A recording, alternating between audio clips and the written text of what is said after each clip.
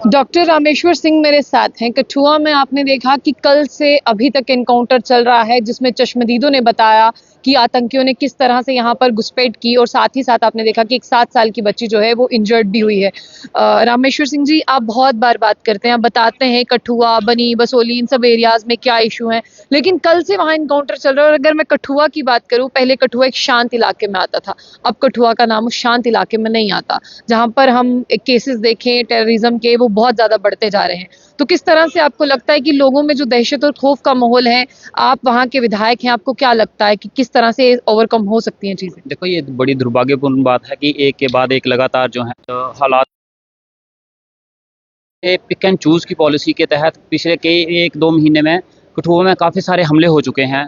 अब बनी देखिए, बिलावर देखिए, हीरानगर देखिए, तो ये कंटिन्यूसली चल रहा है और ये अब कभी ना कहीं मुझे लगता है इसके ऊपर स्ट्रिक्ट एक्शन लेने की ज़रूरत है।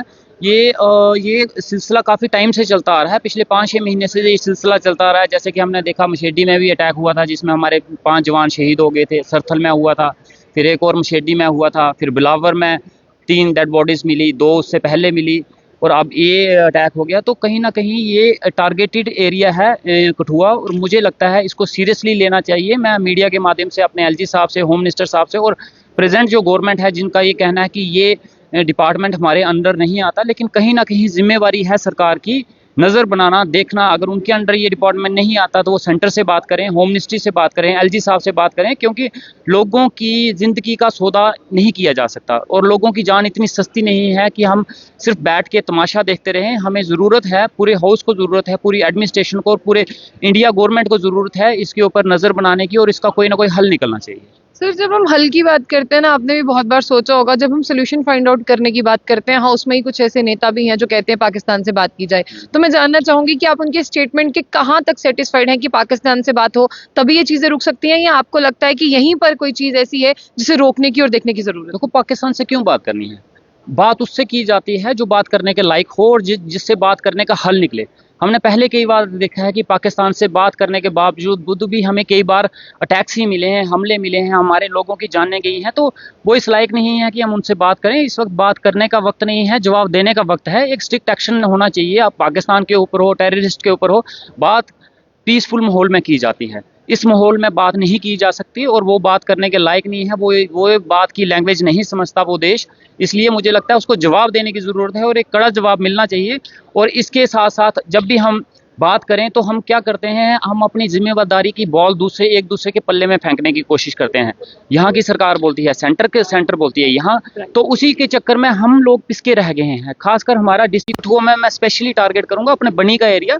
हमारे एरिया में ये हादसे बहुत देर से होते आ रहे हैं और कंटिन्यूसली होते आ रहे हैं। ये पहाड़ी क्षेत्र है, मुझे लगता है कि अभी कहीं ना कहीं मिलिट्री फोर्स को बढ़ाया जाना चाहिए। और मैं एक और चीज़ बोलना चाहूँगा, जो पहले हमारे गन लाइसेंस थे कुछ लोगों के, कई लोगों के पास, वो रिन्यू नहीं हुए हैं, अपनी सेफ्टी के लिए वो प्रोवाइड किए गए थे, वो इशू किए जाने चाहिए। नए गन लाइसेंस इशू किए जाने चाहिए और ग्राउंड लेवल पे जो वीडीजीज बनी थी, एसपीओस की हुआ था, जो लोकल लेवल पे अपने गांव की रक्षा करते थे, उनको फिर से बहाल किया जाए, ताकि अगर जहां पे मिलिट्री ना पहुंच सके, पुलिस ना पहुंच सके, वहां पे लोग अपनी सेफ्टी खुद कर सकें।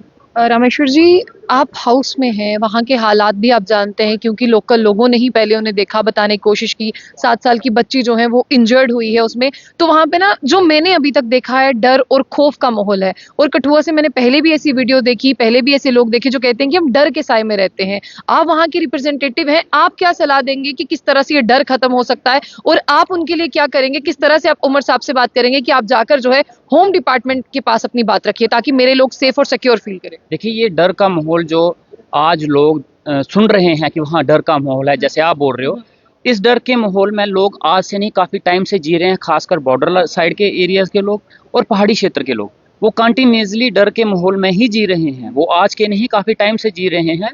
ये हादसे काफ़ी देर से होते आ रहे हैं, लेकिन अभी ये है कि अब मीडिया में हाईलाइट हो रही हैं चीज़ें, तो लोगों को लग रहा है कि डर का माहौल अभी बना है, लेकिन ये काफ़ी देर से ये सिलसिला चलता है। जब तक लोगों को, हम यहाँ डेवलपमेंट की बात कर रहे हैं, रोज़गार की बात कर रहे हैं, लेकिन एक सहमा हुआ, डरा हुआ आदमी जब तक आप उसको न्यूट्रलाइज नहीं करोगे, शांत नहीं करोगे, तो उसके आगे क्या डेवलपमेंट और क्या रोजगार। वो दिन रात इस परेशानी में जी रहा है कि कल की सुबह मैं अपने पेरेंट्स के साथ, अपने बच्चों के साथ, अपनी फैमिली के साथ बिता पाऊंगा या नहीं बिताऊंगा। अभी चलने वाली गोली मेरे को लगेगी जी, मेरे बच्चे को लगेगी जी, मेरे माँ बाप को लगेगी। डर के साए में जी रहे पहाड़ी लोग, उनको ये पता नहीं कि रात को मिलिटेंट कब आ जाएंगे घर में, कब क्या करेंगे, कब पकड़ लेंगे, कब किसको उठा के ले जाएंगे। तो ये डर का माहौल, हमारी जिम्मेवारी है कि हम लोगों को कंफर्टेबल करें, शांत करें, चाहे पुलिस फोर्स है, एडमिनिस्ट्रेशन है, चाहे गवर्नमेंट है। मेरी सीएम साहब से भी बात हुई है और मैंने एलजी साहब से भी टाइम मांगा है इस चीज़ में, और मैं चाहूँगा मैं उनसे मिलूँ और ये चीज़ें। और देखिए, जहाँ तक हमें लगता है कि हम अपनी ड्यूटीज़ निभाते हैं उनको बताना, लेकिन ऐसा नहीं है कि उनको पता नहीं होता। उनको ये चीज़ें पता होती हैं पहले से। ऐसे नहीं है आँख और कान बंद करके वो लोग बैठे हैं, उनको दिख रहा है, सुन रहा है, लेकिन कहीं न कहीं हो सकता है वो इसके ऊपर कुछ ना कुछ प्लान भी बना रहे हों, लेकिन वो प्लान जल्दी से जल्दी ग्राउंड लेवल पे आना चाहिए ताकि लोग जो है चैन की सांस ले पाएँ। बहुत-बहुत बहुत-बहुत शुक्रिया शुक्रिया। रामेश्वर जी। तो मेरे साथ डॉक्टर रामेश्वर सिंह जी थे, जिन्होंने साफ तौर पर कठुआ में एनकाउंटर को लेकर जो है वो बातचीत की है। और आपको बता दें कि फिलहाल जो कठुआ में सिचुएशन है वो काफ़ी ज़्यादा टेंस है, और जिस तरह से बात करते हैं यहाँ पर जो है मिनिस्ट्री को भी जो है वो काम करना चाहिए, क्योंकि यहाँ पर हालात जो हैं वो ज़्यादा सही नहीं है। फिलहाल आप लोगों की क्या राय है, इसे ज़रूर साझा कीजिएगा।